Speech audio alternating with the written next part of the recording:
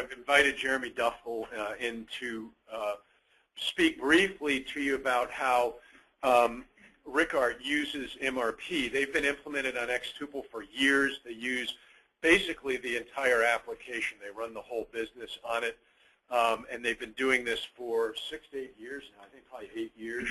Yeah. So, Jeremy, if you would, just kind of describe what Richart does, and then why MRP is so critical to you in terms of managing your inventory.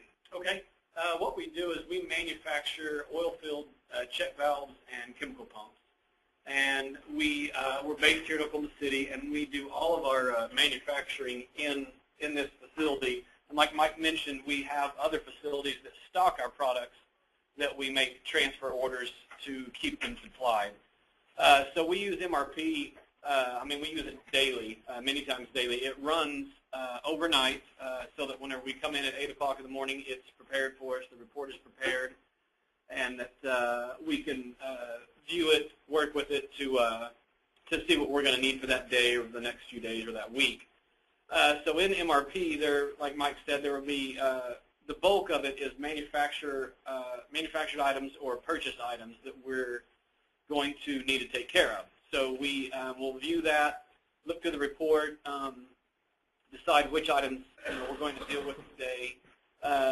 What I do for our company is I verify that the first thing that I will do is I verify that that this demand is legitimate. If it says that we need to purchase this item or we need to build this item, the very first thing I do is I check our quantity on hand physically and reconcile that with what what xTuple is saying that we have, just to make sure that those match.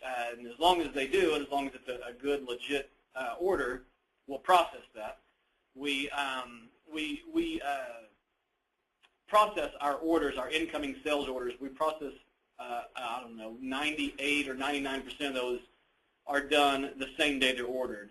So what that means to us is that we need to keep not only a high level of inventory, but also tight controls on our inventory so that we do not run in the red on any of our inventory. So what we have done over the years, many years of using this, is we've fine-tuned our reorder points, reorder levels, lead times, all those parameters to make sure that that we keep sufficient stock and that we don't run into any holes.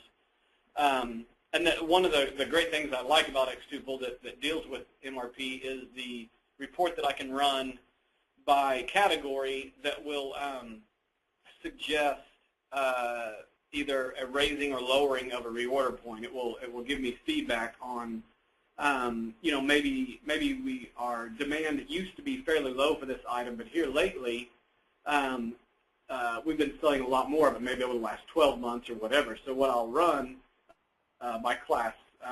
Or planner code. Yeah, either way, just depending on how you want to categorize it. But you can split this up into sections, maybe all nuts and bolts or rubber products or whatever it might be, and look at the kind of a past history and look and see if our demand has been increasing or decreasing, and make sure that the reorder parameters are still accurate so that we're getting accurate feedback when the MRP runs.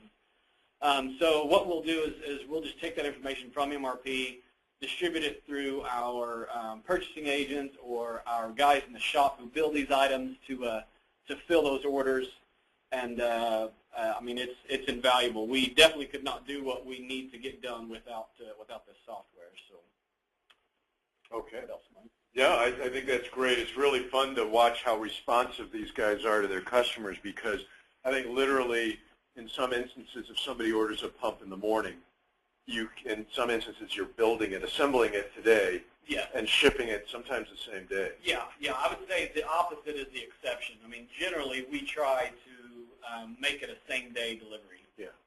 So they're assembling these pumps from stock, and obviously you can't assemble a pump if you don't have all the inventory in stock. So MRP is what's helping you do that. Definitely. All right, great. Thank you very much, Jeremy. I think that's a good overview. While Jeremy was talking about the screen that enables you to update the order modifiers like reorder level and then the order up to level, I brought up one of the screens that he was talking about, And so what this one does is it allows you to go back and look at history and say, well, you know, I'd like my reorder level to be 15 days worth of demand and my order up to level to be 30 days worth of demand based on history.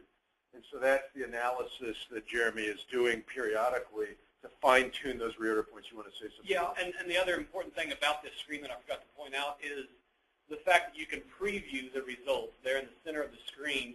Before you make any changes, it gives you a display saying this is what xTuple says you should change your min or max to.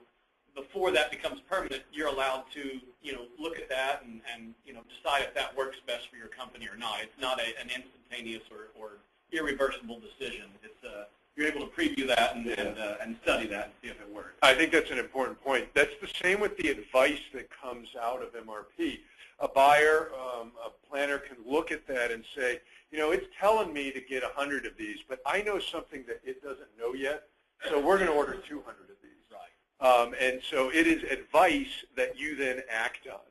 And I think, yeah, thank you for that. And just like any other computer program, it only knows what you let it know. So the more information you can give it as far as lead times, usage, any of that stuff, I mean, it's only going to regurgitate what you put in. So if you have a bunch of bad information on your MRP, that's generally because you maybe have, you know, falsified information put back into it as far as reorder points or lead times or whatever. I mean, or bad bills of material. Yeah. Sometimes people don't keep their bills of material up to date. So, yeah. Okay. Great. Thank you very much, Jeremy.